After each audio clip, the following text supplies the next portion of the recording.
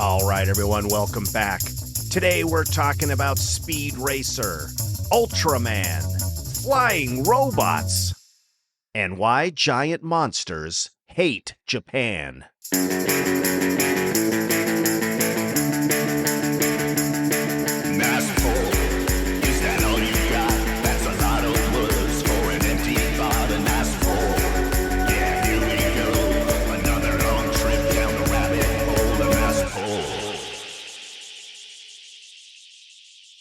So, Chris, I'm not sure if I actually asked you this question, but now that we are firmly entrenched in January of 2025, it is actually no way to deny it. Man, it's really happened. This is the new year.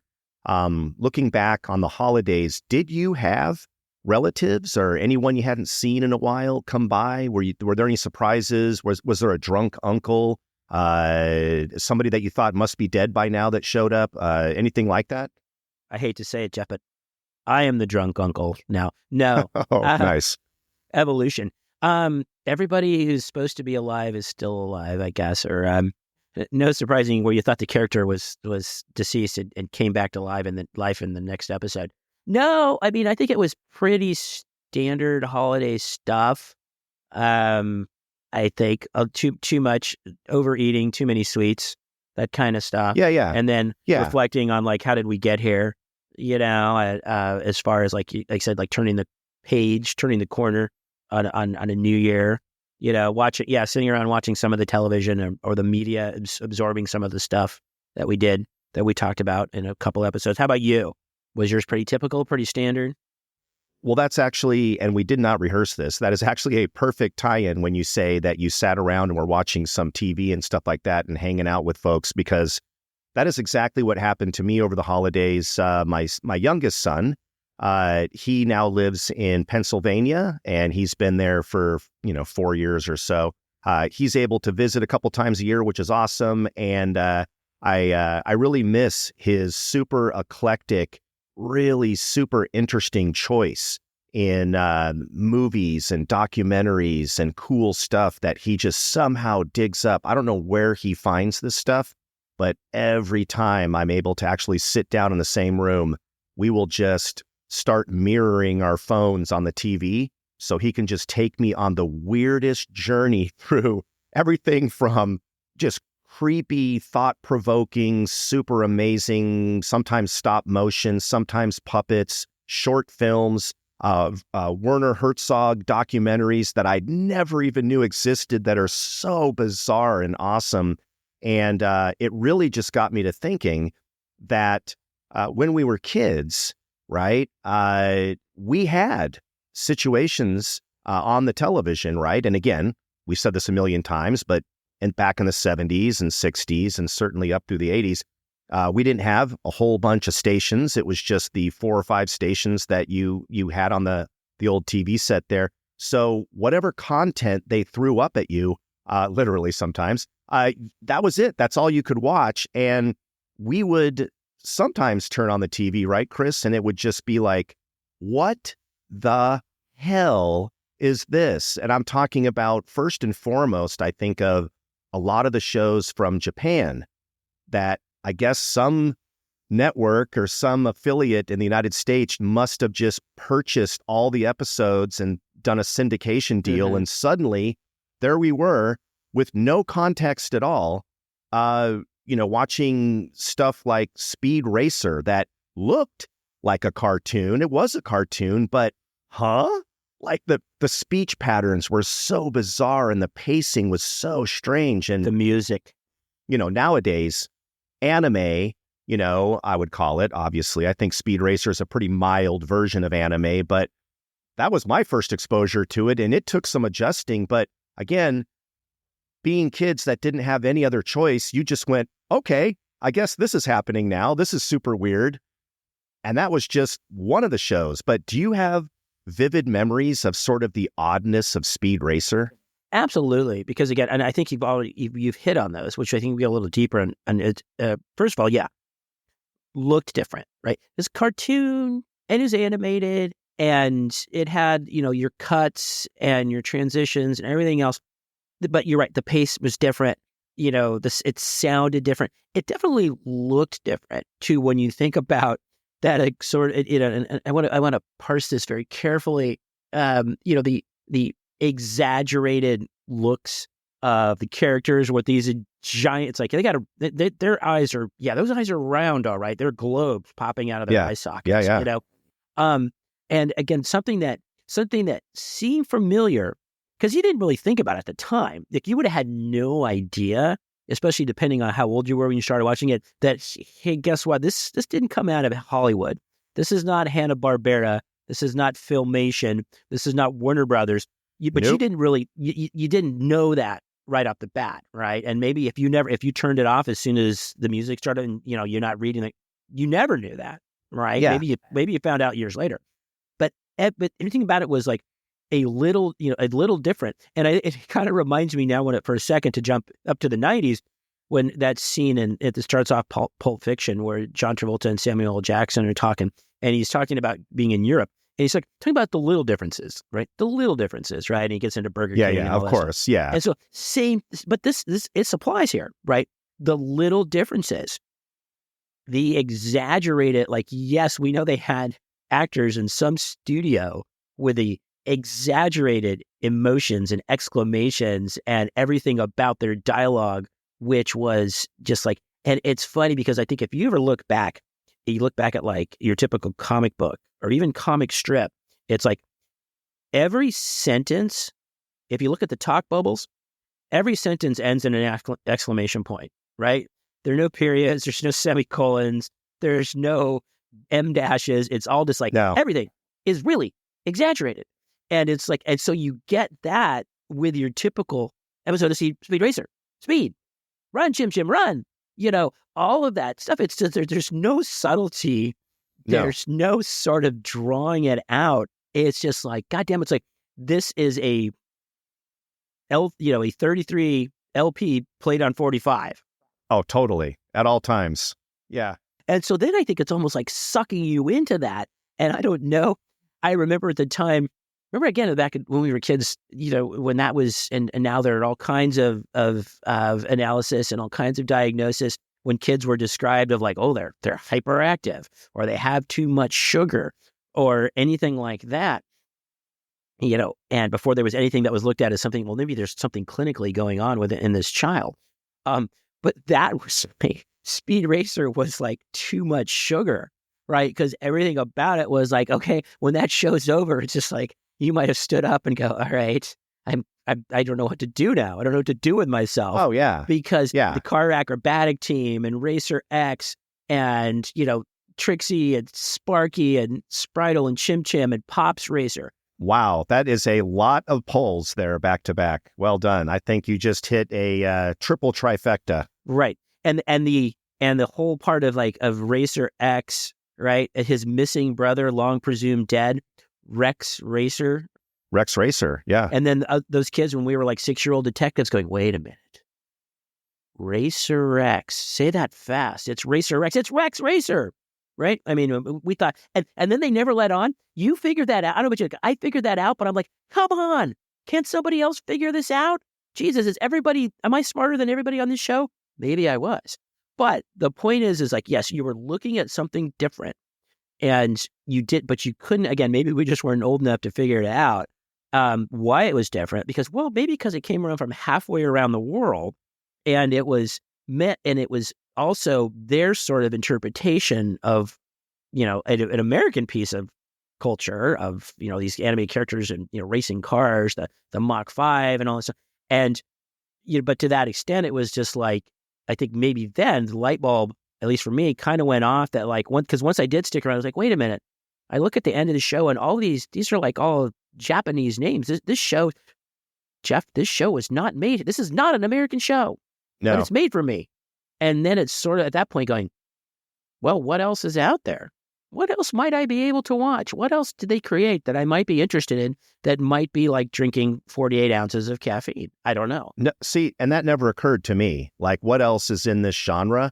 All I did was absorb the genre, but it took a while because, like you said, that pacing, it's the first time that a cartoon ever just went bam, bam, bam, bam, bam, bam, bam, cut, cut, cut, cut, cut, cut, cut. It's like no different than like today, watching a Bourne today. This is an old franchise. Excuse me. I'm dating myself already just by saying Bourne Identity or Bourne Supremacy. Yeah, but I remember. I think it might be my brother, my older brother. When he watches a Bourne Identity, Bourne Supremacy movie, he hates it because it's super close up and super fast pacing, and it just makes you feel disoriented, almost claustrophobic, or weird because it's the tight filming but that pacing, back in the 70s when Speed Racer came out, or maybe even the late 60s, I don't know when that exactly came out. We weren't used to it, right? Because if you go back to a Hanna-Barbera cartoon, they really made those on the cheap. Man, it's just like, here comes, like you said, here comes Quick Draw McGraw, and it's the same background behind him, and it's going slow, and it takes a while for it to cut. And they're not doing like cinematic frames. Like Speed Racer was like literally full-on cinematic, almost like a Marvel movie in terms of like slow motion and weird cuts and close-ups and over the shoulder. And you're just like, who's doing this? Is this like a frustrated Academy Award worthy director that just got somehow relegated to the shitty world of cartoons? And also that's the first time, Chris, that we were exposed to massive amounts of exposition in a show, right? Where they're explaining everything. That is the anime way to do it. As you know, I was here for my brother, but my brother wasn't around, and that's why I finally figured out that the secret weapon would be inside the car, but the car didn't exist at the time, so I knew, right? And every single thing has to be explained, before he punches someone. I'm going to have to punch you for the reasons I'm just about to explain, and nobody would talk. Everybody would scream, Speed, we want candy. And then just crazy close-ups with spiraling eyes. I remember my dad walking by the TV when I was watching Speed Racer. Oh, my dad hated it. And you could just see that he was almost going to visibly throw up. He was visibly disoriented, for one thing. I think it was close to going into like a seizure just because of the fast cuts. Mm-hmm. And then that happened to be the scene where Speed's car, the Mach 5, as you say, right? It had this thing called the jacks on the bottom of the car that could not only lift the car in order to repair it, but if you hit those things when it was driving, it would go almost like a Bionic Man sound. It would do the and it would fly through the air, right? And my dad walked up, saw that thing, and this is all he says. He just goes, in real life, he would die, right? And then he just moves on. Okay. Thanks, Dad. Yeah. Let's not suspend disbelief for even a second. But yeah, it was just so weird. But of course, I wanted to watch it, and that brings me to another show. Chris, I'm not sure if you ever watched this show, but this was live action. Again, it came from presumably Japan. I think it did. And it was Ultraman. And there was no precursor, announcement, get to know it, warning. It's just like, what the F is this new show that I'm watching out of nowhere? Do you have any memories of Ultraman? I remember Ultraman especially being one of those sort of, again, I think on the first, viewing the what the hell is this? Okay, because again, it seemed, vaguely familiar, but definitely different.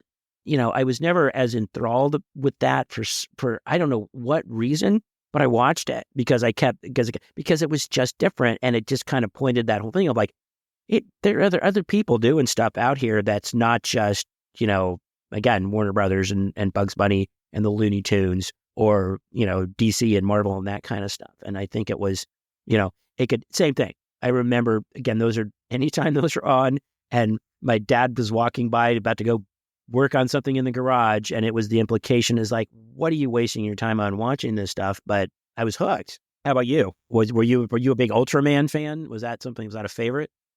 I not only was, but I still am. I just love the concept. And I think what struck me the most as a kid, without realizing it, was you and I have talked about this recently, which is Rankin and Bass stop motion animation versus Marionation, which was actual puppets. And that was Jerry Anderson and his team. But he had all those shows that we've already talked about, right? Thunderbirds and Fireball XL5 and all of these. And the theme was there is an elite force on Earth that is here to defend Earth against outrageous enemies, whether it's aliens or robots, or mostly in the case of Ultraman, robot aliens. For some inexplicable reason, giant monsters, not just monsters, giant Godzilla-sized monsters. And apparently, in the world of Ultraman, Earth is just constantly effing besieged by giant, crazy-ass monsters. We don't know why. There is absolutely no backstory to it. It's just, hey, you know how Earth normally has species that slowly evolve over time, and we pretty much know what's on Earth? Well, for some inexplicable reason, just fucking randomly, here's a brand new thing that we've never seen before that just happens to be 600 stories tall, and here it comes, man. And so they had this thing called the Science Patrol, which looked just like the Thunderbirds, except this is live action. These are real human being actors and actual, and they had flying spaceships, and they would go after these creatures that were always attacking Japan. I have no idea what Japan ever did. Why was Godzilla so pissed off? Yeah, we don't know. And so, and inevitably in every episode, the Science Patrol, with all their best intentions. Oh, and by the way, Chris, I would like to reiterate that just like the episode a little while ago where we talked about the abominable snowman in the Rankin and Bass Rudolph the Red-Nosed Reindeer, they immediately took all of his teeth out, not giving a flying shit about the actual creature itself. It's just, yeah, you can't be a threat, so we're going to rip out your teeth. This is an institute, Chris, called the Science Patrol. You would think that the Science Patrol would be interested in what? Somehow capturing and studying and preserving and trying to understand these weird species that are showing up. And no, what was the Science Patrol's primary task was to blow those effing things up as quickly as possible. Do not study them. Do not document anything. Just blow the mother effer up. And so one of the Science Patrol members was secretly Ultraman. And Chris, for reasons we never understood, he had a thing called the beta capsule. We don't know really where it came from, except some other star system or who really gave it to him. Super confusing.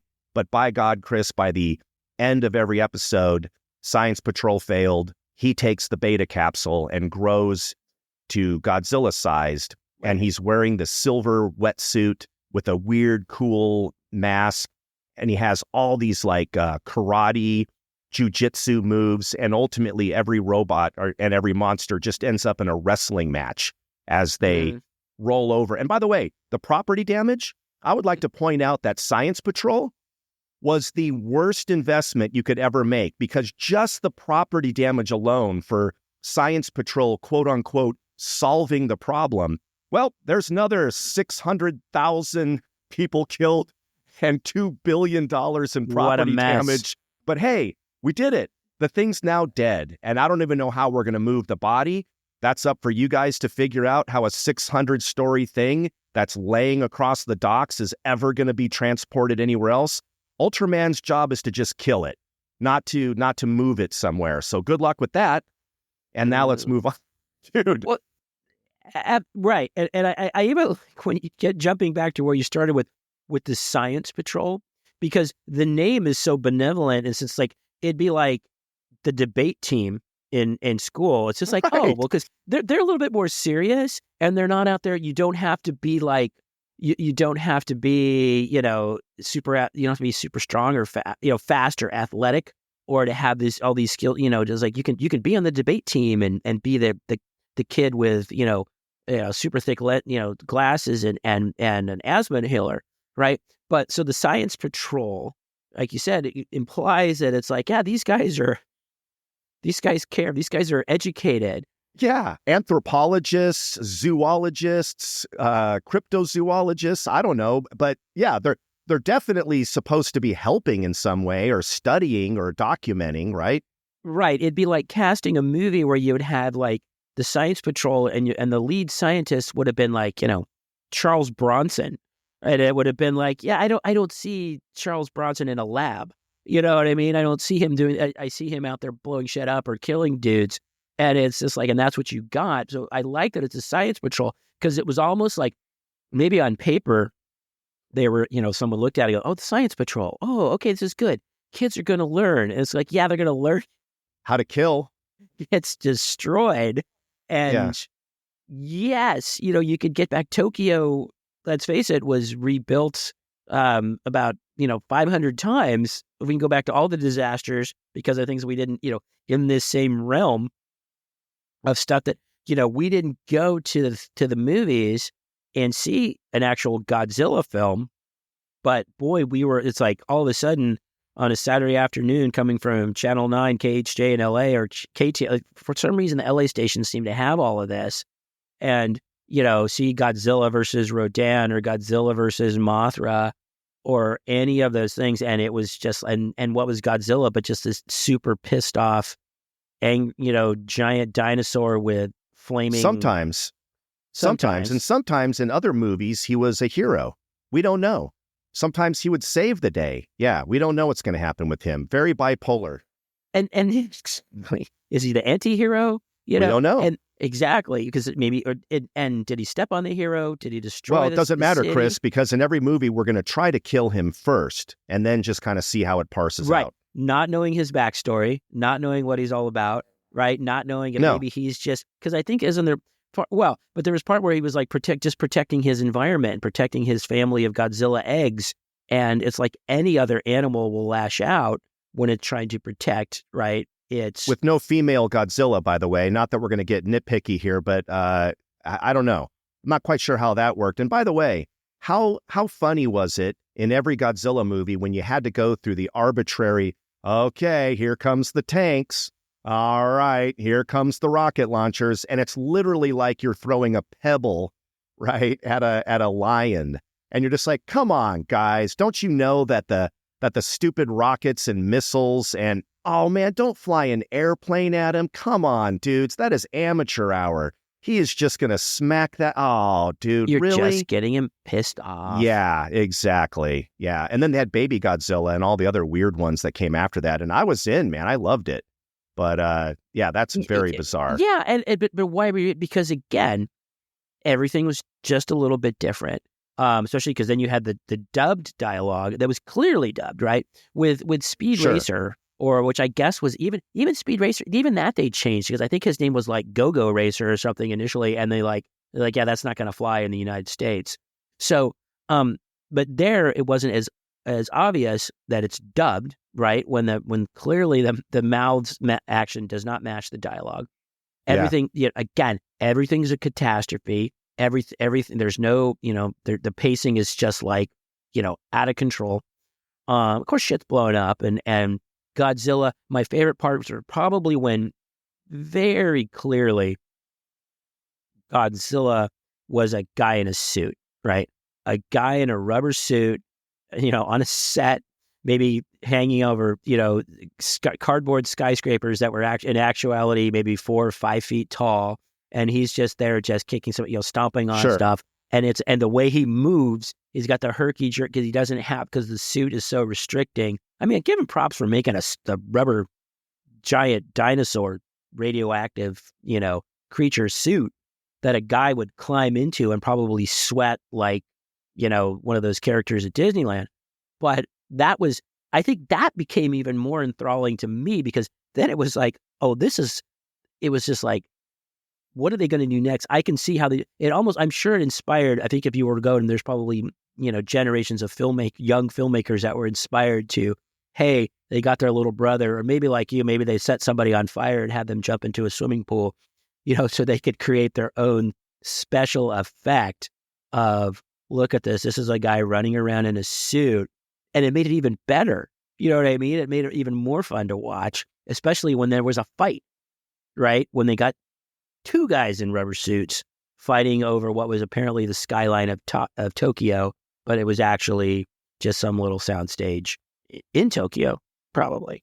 And I remember having friends in school, this would have been grade school, and maybe early junior high, that somehow understood the backstory on all of those characters from Godzilla.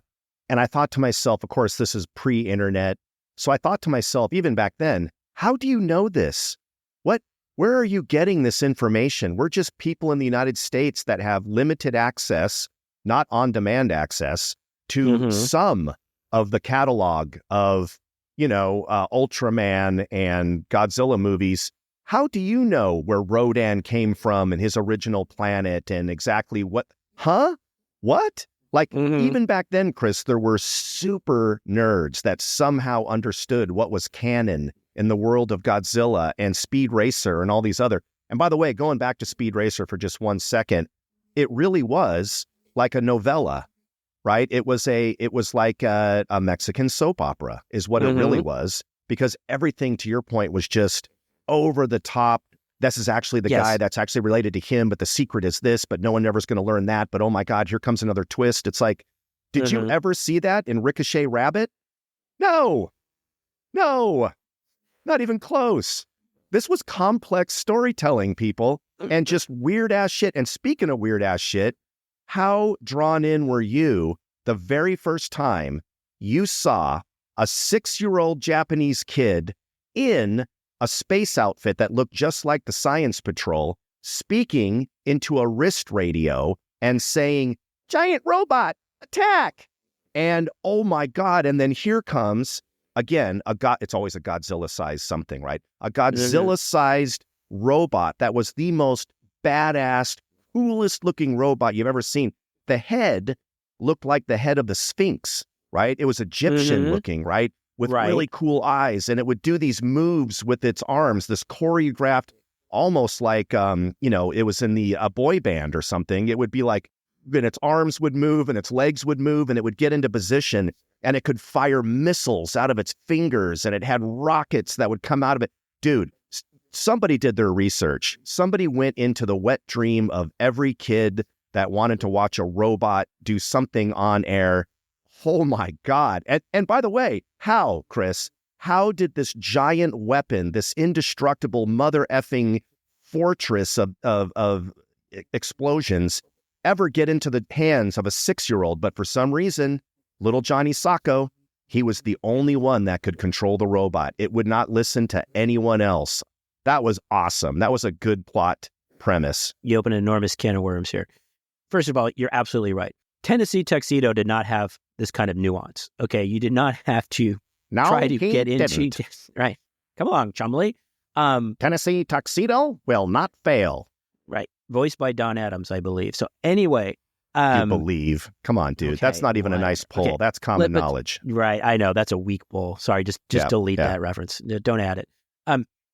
Think about that for a second in the regard of like, it gave you all the things. And first of all, I'm going to give them props for, let's talk about the subtlety of Giant Robot, which had no other name, Giant Robot.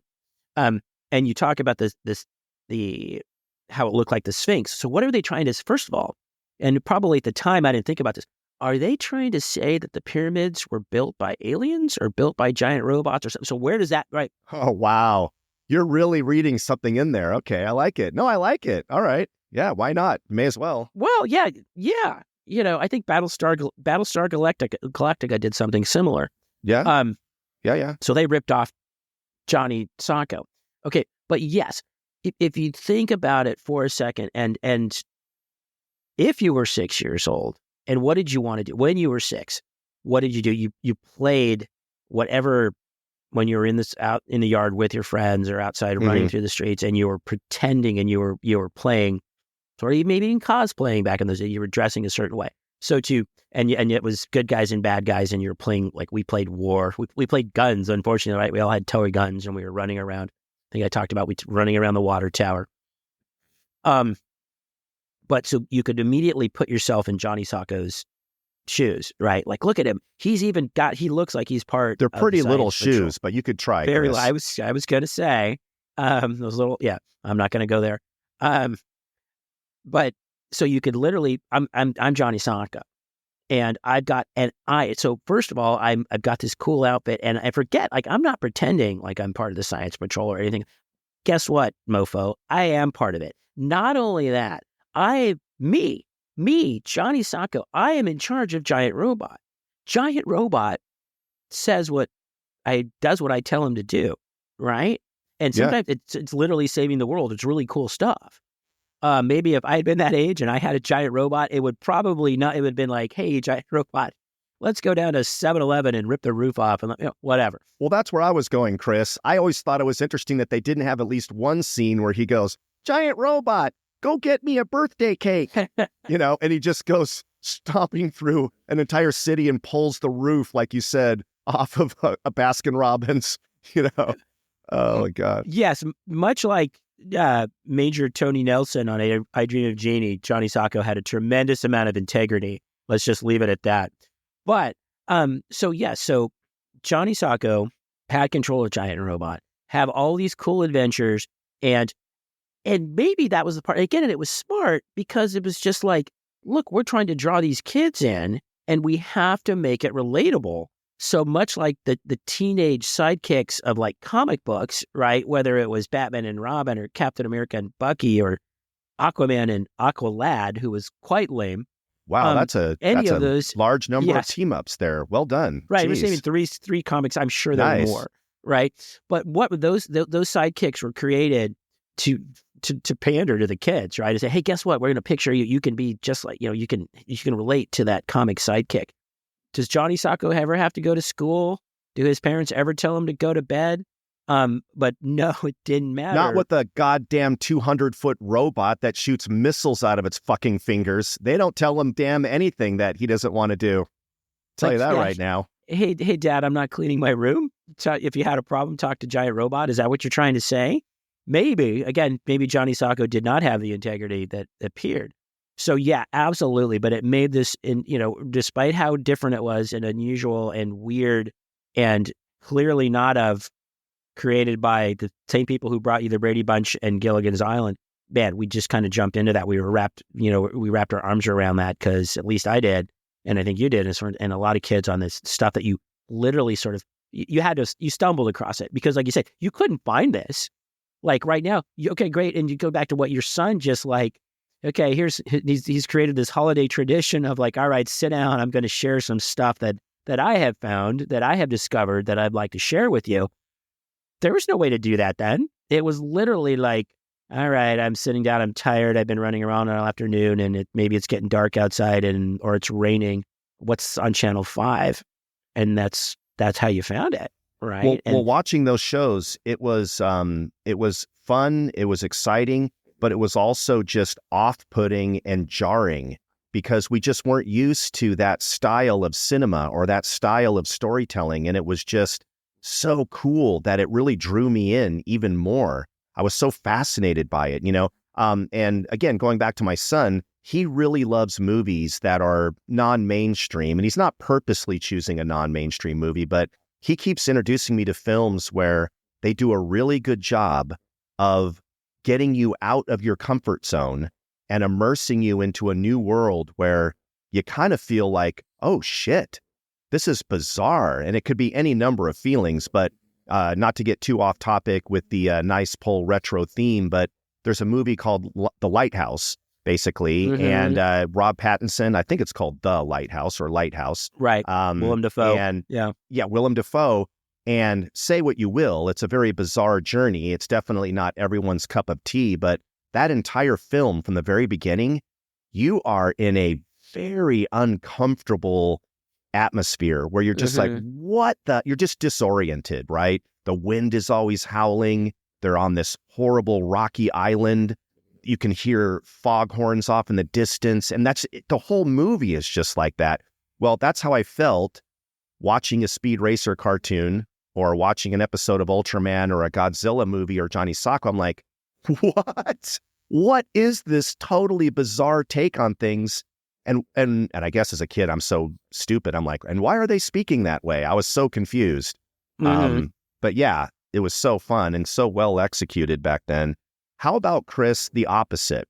How about American musicians and celebrities figuring out that there's this whole world, right? In Japan and the surrounding areas where they could actually be superstars and have huge success, and then later tried to bring that back to the U.S. But, you know, we forget sometimes, right, that there's a whole separate world out there, you know, beyond our little myopia. And a great example would be when you look at these old examples of Nicolas Cage, right, doing just the weirdest commercials in Japan during his heyday and when he needed extra money.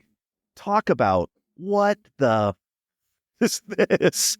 Or my favorite example for musicians would be when the band Cheap Trick, right, back in back I think the late 70s, right, Chris, when they were just sort of a touring band and they were doing okay and they had an album or two out and it wasn't that great and people really weren't catching on.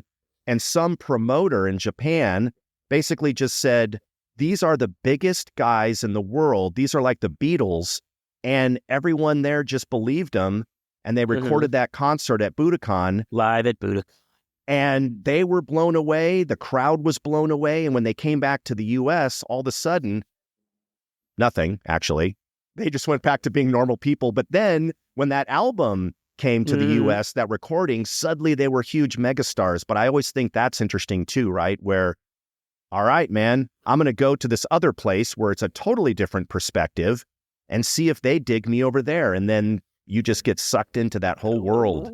Well, it's almost like they take a big bite of our ethnocentrism in the sense of like, well, it's art. It's from here. It's the United States. It's got to be great, right? And just like the same people think that any of our stuff is the best, right? Where, you know, until we learned, you know, long ago that it was not necessarily.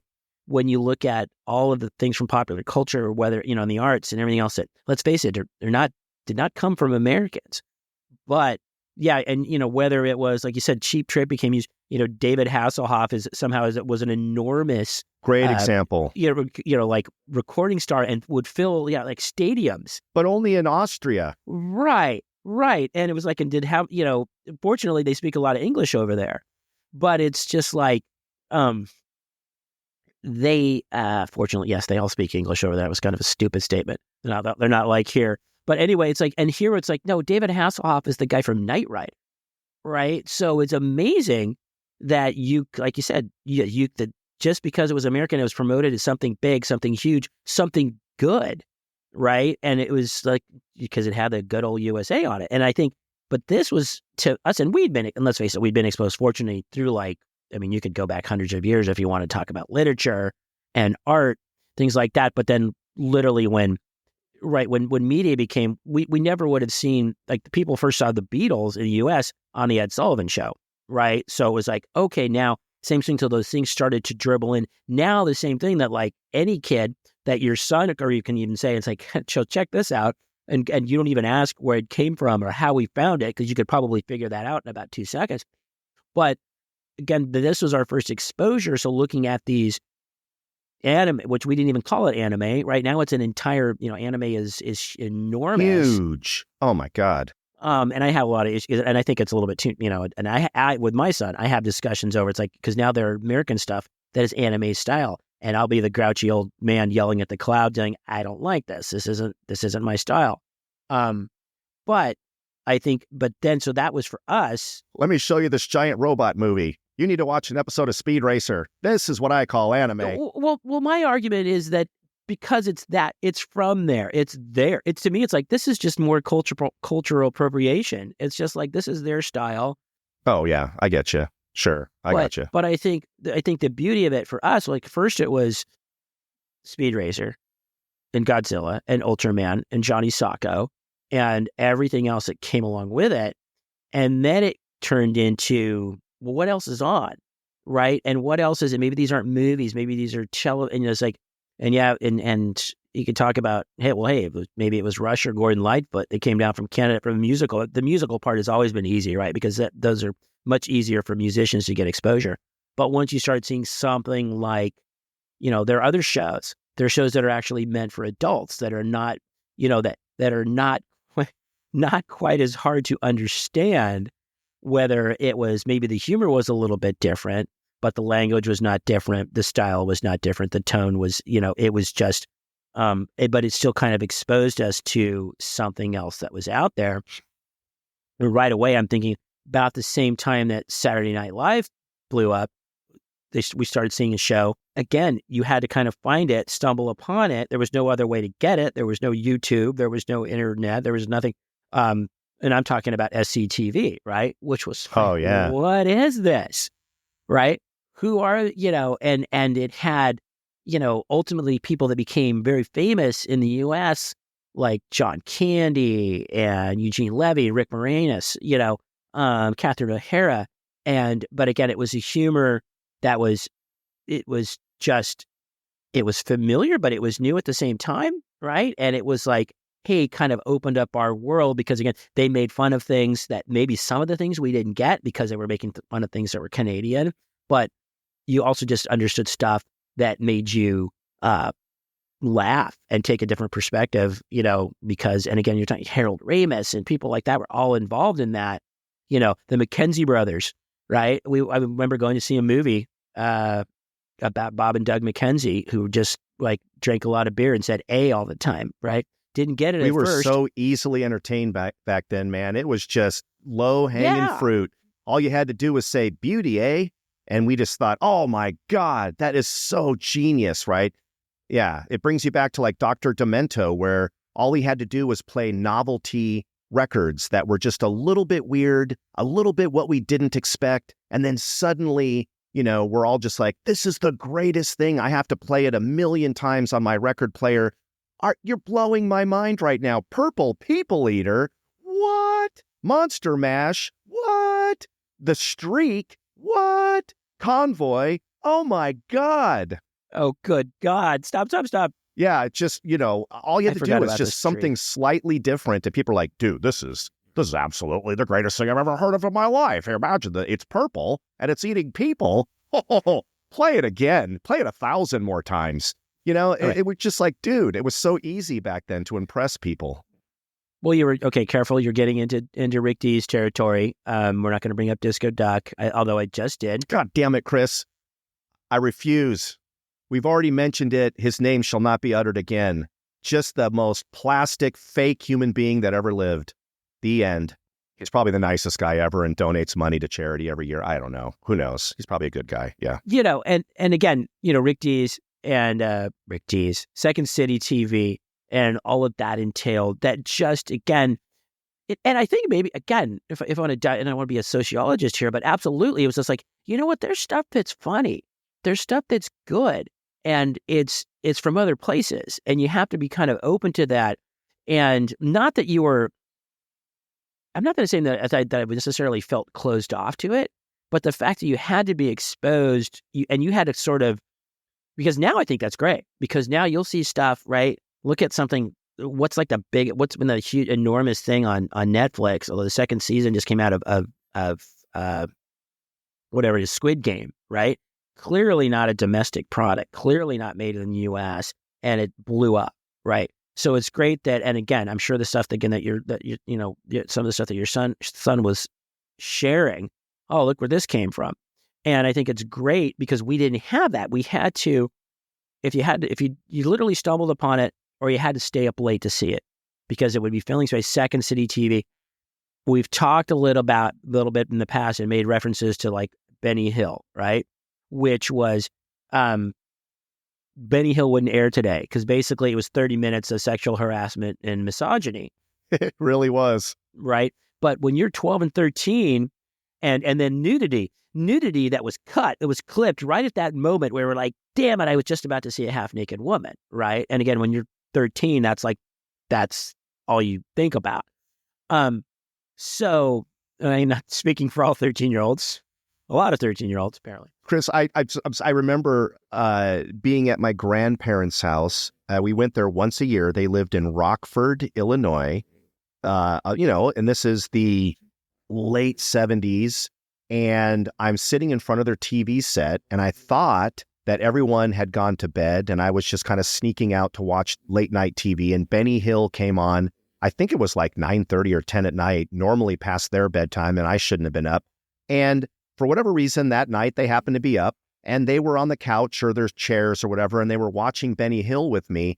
And these are, very kind but conservative people.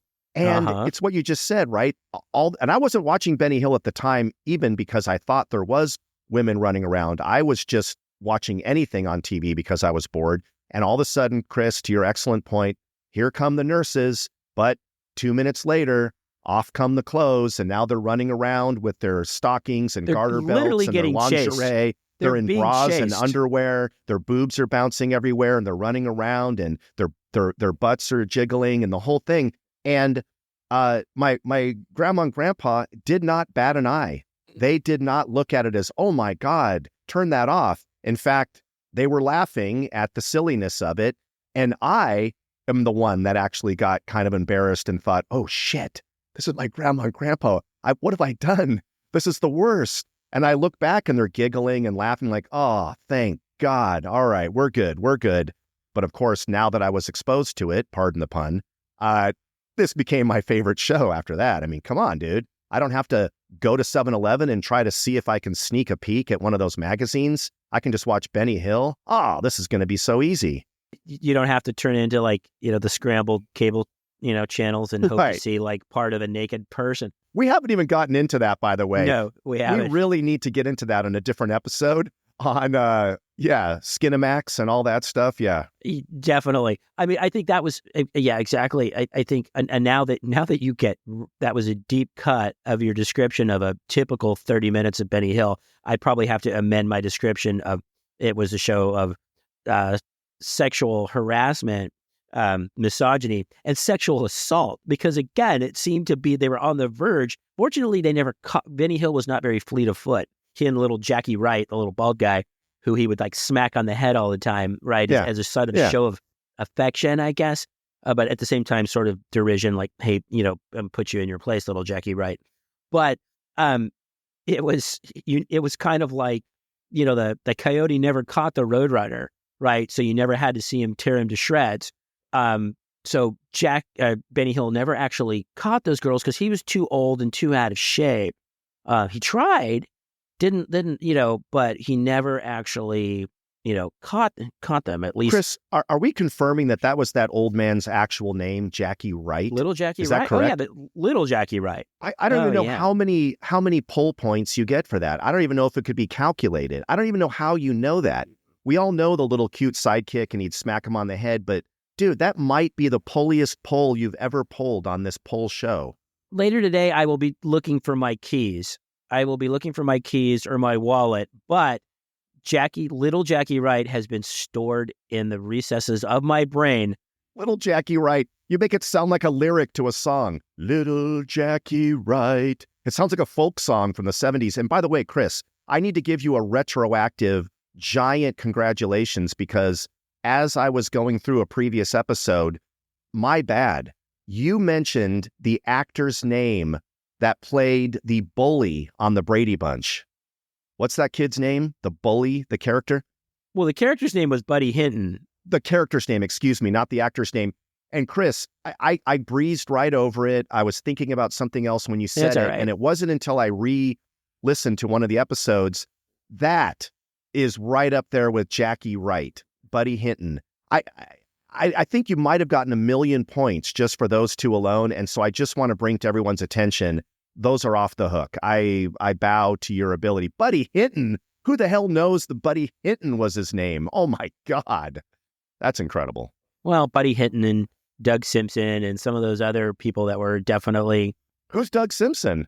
He was the BMOC. Who's the BMOC? The big man on campus who... Oh my God. Who dumped Marsha. That went with that famous episode. They were supposed to go to the dance, and then she got blasted. She broke her nose. But how do you remember the name? Dude, that is absolutely mind-blowing. I thought I was pretty good on some stuff, but that's pretty mind-blowing. Today, I will be looking for my wallet, and I won't be able to find it. We have to keep the important stuff in our brains, Chris. Remember that. And maybe I can sum it up with little Jackie Wright, that Benny Hill was an equal opportunity offender. Why does he have to be little Jackie Wright? He was a short man. Thank you. That's where I was going.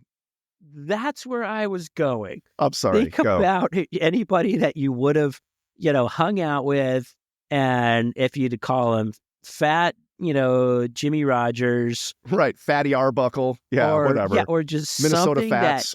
right. Little Fats Domino. Sorry. Little fat, stupid, all of the, but again, that's what being and again, maybe that just proves my point even more, is that it was the sort of that, basically that's how guys talk. Even Benny Hill, in the sense is, we're just going to call, there's some joke running, and I don't know if, and I'm going to butcher it right now. And I think it was a meme. I saw it a while ago, and talking about the different generations, and it was saying something, and it was just like, the question was, am I fat? And then it was just like Generation Z, and the answer is, oh, of course not. That's terrible. No one should tell you you're fat. That's fat shaming. And then, the millennials were like, oh, no, you look great. What are you talking about? And then the Generation X response was, well, I know 5 fat people and you're 4 of them. Okay, so it's just basically nice. That is essentially that sums up a lot, of that time, or of those attitudes, or of that little Jackie Wright. He was just Jackie Wright. No, little Jackie Wright. Okay, you're just not.